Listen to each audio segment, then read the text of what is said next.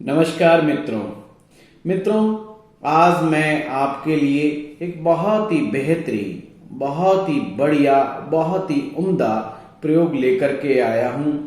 और वो प्रयोग इतना बढ़िया है कि जब भी आप इस प्रयोग को अपने जीवन में करेंगे, विशेष समय पर, विशेष काल पर, तो मेरा आपसे वादा है, आप रियलाइज करेंगे, आप अपने जीवन में तरक्की, उन्नति महसूस करेंगे।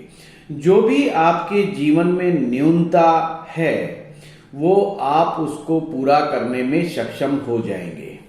मित्रों, चाहे आपके जीवन में पास्ट लाइफ के कर्स हो, कोई आपकी जन्म पत्रिका में बना हुआ नवग्रह का कोई दोष हो, या काल सर्प योग हो, या किसी भी प्रकार का पापक ग्रहों से बना हुआ दोष हो, मित्रों सभी ग्रहों के लिए, सभी आपदाओं के लिए, सभी विपदाओं के लिए, सभी परेशानियों के लिए मात्र एक राम बाण प्रयोग मैं आज आपको इस वीडियो के माध्यम से बताने जा रहा हूं। मित्रों, आप जब भी ये प्रयोग करेंगे और फल प्राप्त करेंगे तो मुझे अवश्य ही याद करेंगे अपने जीवन में, ऐसा मैं समझता हूं। मित्रों, चाहे आपके जीवन में किसी भी प्रकार का संकट या विपदा हो, ये प्रयोग आपका सदैव आपकी मदद करेगा।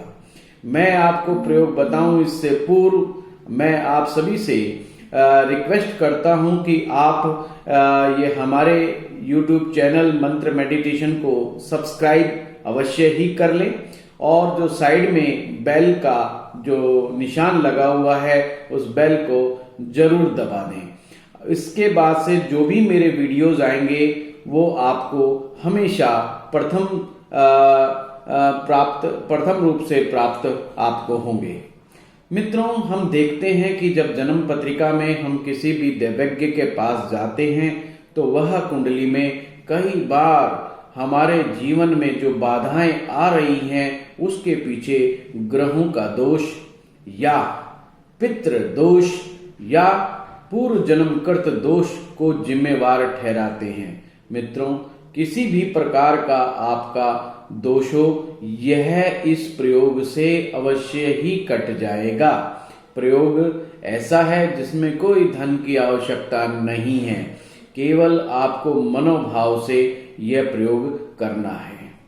प्रयोग जो है विशेष करके इस प्रकार से है कि आपको सोमवती अमावस्या, ध्यान से सुने, सोमवती अमावस्या वाले दिन यह प्रयोग शास्त्रोक्त विधि से करने से आपको पूर्ण फल प्राप्त होता है। 9 ग्रहों में से किसी भी ग्रह संबंधी बाधा हो तो वह दोष दूर हो जाएगा। आपने करना क्या है, ध्यान रहे, यदि आपको कोई सोमवती अमावस्या, भौमवासरी अमावस्या या शनैचरी अमावस्या प्राप्त होती है तो इस दिन प्रयोग करना ना भूलें।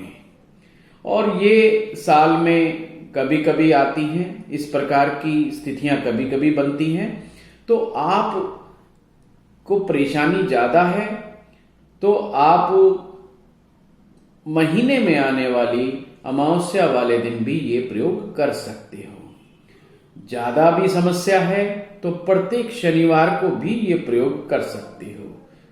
प्रयोग मात्र इतना है कि आपको अमावस्या वाले दिन विशेष रूप से पीपल की परिक्रमा करनी है। जो पीपल का जो वृक्ष है, पीपल का जो पेड़ है, उसकी परिक्रमा करनी है, और ये विधि मैं आपको बताने जा रहा हूं। विधि से पहले मैं आपको एक बात कहना चाहूंगा कि जो पीपल का वृक्ष है उसमें भगवान श्री हरि विष्णु का वास होता है, साक्षात विष्णु स्वरूप है पीपल का वृक्ष। वैज्ञानिक तो हमें बताते ही हैं कि वह ऑक्सीजन की फैक्ट्री है। 24 घंटे ऑक्सीजन केवल मात्र पीपल का वृक्ष ही हमें दे सकता है।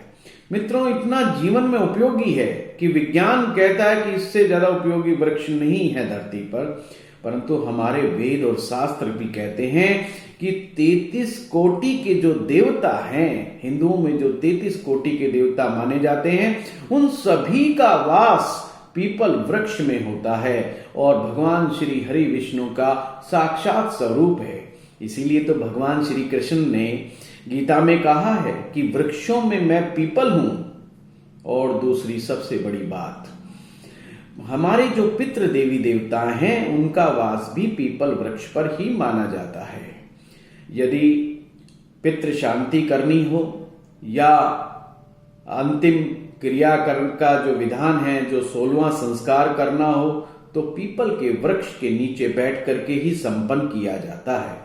उसके पीछे सबसे बड़ा रीजन यही माना जाता है कि इसमें समस्त देवी देवताओं का वास होने के कारण केवल मात्र एक वृक्ष की पूजा करने से, एक वृक्ष को पूज लेने से आपके समस्त नवग्रहों का दोष समाप्त हो जाता है, पितृ दोष समाप्त हो जाता है। किसी भी रोग की स्थिति में, शोक की स्थिति में आप पीपल का पूजन कर सकते हैं। आप किसी भी संगठन में फंस गए हो, किसी भी प्रकार की आपदा आ गई हो, किसी भी प्रकार का धन अभाव हो, आप कर्जे में आ गए हो, यदि कोई विद्यार्थी ढंग से पढ़ाई नहीं पढ़ पा रहा है, उसकी परीक्षाओं में परेशानी आ रही है, उसको विद्या पढ़ने में बड़ी कठिनाइयां महसूस हो रही हैं, तो वह सभी लोग जो है इस पीपल के वृक्ष की परिक्रमा कर सकते हैं। मित्रों, अब मैं बताना चाह रहा हूं आपको कि यह परिक्रमा करने की विधि क्या है। अमावस्या वाले दिन किसी वृक्ष, पीपल के वृक्ष के पास आप जाएं, पीपल देवता को प्रणाम करें और इस प्रकार से मनोभाव व्यक्त करें कि हे भगवान श्री हरि विष्णु, आप साक्षात इस पीपल के वृक्ष पर हैं और मैं आपको प्रणाम करता हूं। फिर आप छोटा सा एक संक्षिप्त पूजन पीपल के वृक्ष की जड़ में गणपति जी का जरूर करें। गणपति जी अग्र पूज्य देवता हैं। प्रत्येक प्रकार की पूजा से पूर्व गणपति जी का पूजन अति आवश्यक है। यदि किसी भाई को, बहन को यदि गणपति जी पूजन नहीं आता है तो केवल मात्र वो गणपति जी को नमस्कार करें और नमस्कार करने के बाद आपको 2 दीपक चाहिए। एक दीपक देसी घी का और एक सरसों के तेल का दीपक, आपको ये 2 दीपक रखने हैं। अपने दाईं तरफ आपको देसी घी का दीपक रखना है और दीपक के चारों तरफ थोड़ी सी चने की दाल और गुड़ रखना है। इसी प्रकार से जो सरसों के तेल का दीपक है उसके पास में, उसके चारों तरफ आप काले उड़द की दाल और काले तिल अवश्य रखें और इन दीपक को आप प्रज्वलित करें। प्रज्वलित करने के उपरांत आप जो है नमस्कार करें 33 करोड़ देवी देवताओं को और प्रार्थना करें कोई भी कष्ट, जो भी आपके मनोभाव हैं, जिस भी प्रकार की जीवन में आप परेशानियों को झेल रहे हैं, ऐसा मनोभाव करते हुए संकल्प लें कि आप पीपल देवता की परिक्रमा करेंगे।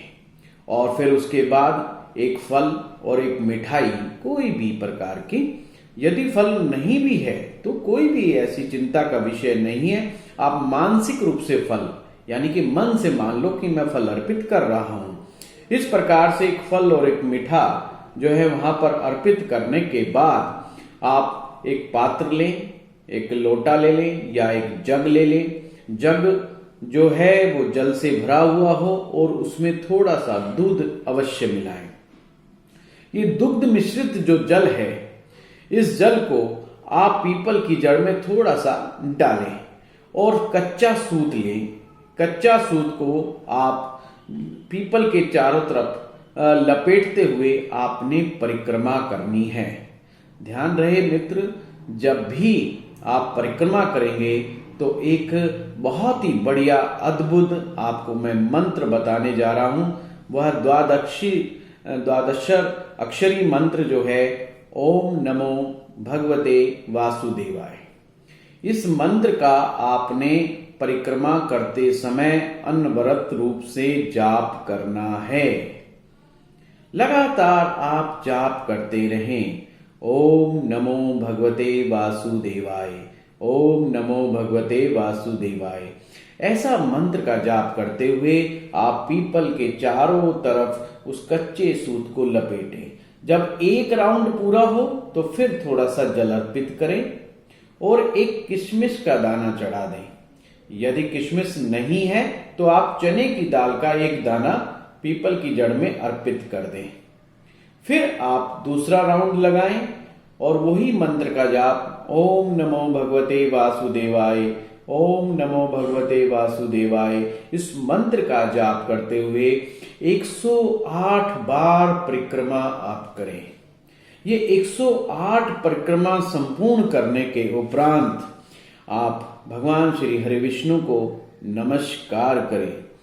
मित्रों, मेरा आपसे वादा है, मेरा आपसे दावा है, यदि इस उपाय को, इस प्रयोग को आज जिस विधि से मैंने बताया है उस विधि से आप करते हैं तो आपको अद्भुत शांति प्राप्त होगी, अद्भुत लाभ प्राप्त होगा। आप किसी भी स्थिति में कर सकते हैं। फिर से एक बार सुनिए कब कब ये उपाय करना है। प्रत्येक शनिवार को ये आप उपाय कर सकते हैं या आप किसी अमावस्या को कर सकते हैं। महीने में एक अमावस्या अवश्य ही आती है, उस अमावस्या के वाले दिन अवश्य ही इस प्रयोग को करें। और यदि वर्ष में सोमवती अमावस्या, भौमवती अमावस्या या स्नेचरी अमावस्या का लाभ आपको प्राप्त होता है, दिन प्राप्त होता है, तो आप इस दिनों में बिल्कुल भी इस उपाय को करना ना भूलें। मित्रों, आपने सुना ही होगा, सामग्री कोई खास ज्यादा नहीं है।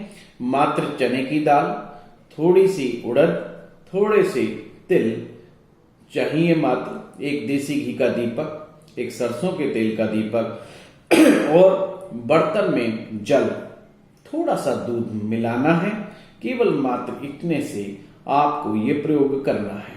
कच्चा सूत बहुत ही मार्केट में आराम से मिल जाता है और बहुत ही सस्ता होता है, ये महंगा नहीं है। इस प्रकार से आप इस प्रयोग को बड़े ढंग से आप करते जाएं और आप अपने लाभ को अपनी आंखों से देखेंगे। फिर मैं कहना चाहता हूं, नवग्रह में से कोई भी दोष हो, शनि की 7.5 हो, चकाल सर्प योग हो, या किसी को संतान की प्राप्ति ना हो रही हो, व्यापार रुक गया हो, विद्यार्थी किसी प्रकार से पढ़ाई ना कर पा रहा हो, या कोई भी प्रकार का रोग हो गया हो, आप निश्चित मानिए इस प्रयोग को करिए और करने के बाद लाभ प्राप्त करें।